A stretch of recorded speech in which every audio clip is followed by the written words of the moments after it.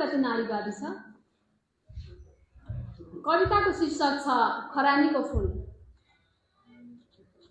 तिम्रो विरासतको पुरानो धोक्रो, तिम्रो विरासतको पुरानो धोक्रो टपक्क मेरो काँधमा भिराएर तिमी निष्फिक्री लामो उडानमा निस्किन्छौ। तिम्रो विरासतको पुरानो धोक्रो टपक्क मेरा काँधमा भिराएर तिमी निष्फिक्री लामो उडानमा निस्किन्छौ। यता तान्दा उता फुस्किने, उता तान्दा यता फुस्किने तिम्रो असन्तुलित विरासतलाई सन्तुलनमा राख्ने जिम्मा मलाई सुम्पिएर तिमी बेपरवाह हराउँछौ। तिम्रो वरपरकालाई आफ्नो पुरुषार्थ साबित गर्न, तिम्रो वरपरकालाई आफ्नो पुरुषार्थ साबित गर्न वा आफू मर्यादा पुरुषोत्तम राम बन्न मलाई वनवास लैजान पनि तयार रहन्छौ। दिएर उपनाम सीता मैयाको सहनशीलताको अग्नि परीक्षा लिइरहन्छौ। म थामिरहन्छु विरासत, उत्रिरहन्छु कर्तव्य पथमा। म थामिरहन्छु विरासत, उत्रिरहन्छु कर्तव्य पथमा। आगोका कोइलाहरू बिछ्याइए पनि, तिखा काँडाहरू तेर्साइए पनि त्यो बाटोबाट फर्किने छुट छैन मलाई।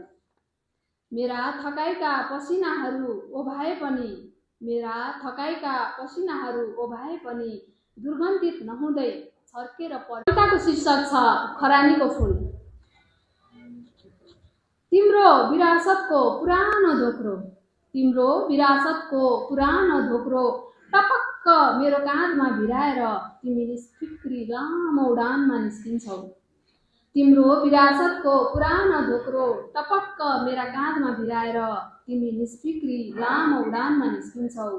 यता तान्दा उता फुस्किने, उता तान्दा यता फुस्किने तिम्रो असन्तुलित विरासतलाई सन्तुलनमा राख्ने जिम्मा मलाई सुम्पिएर तिमी बेपरवाह हराउँछौ। तिम्रो वरपरकालाई आफ्नो पुरुषार्थ साबित गर्न, तिम्रो वरपरकालाई आफ्नो पुरुषार्थ साबित गर्न वा आफू मर्यादा पुरुषोत्तम राम बन्न मलाई वनवास लैजान पनि तयार रहन्छौ। दिएर उपनाम सीता मैयाको सहनशीलताको अग्नि परीक्षा लिइरहन्छौ। म थामिरहन्छु विरासत, उत्रिरहन्छु कर्तव्य पथमा। म थामिरहन्छु विरासत, उत्रिरहन्छु कर्तव्य पथमा। आगोका कोइलाहरू बिछ्याइए पनि, तिखा काँडाहरू तेर्साइए पनि त्यो बाटोबाट फर्किने छुट छैन मलाई।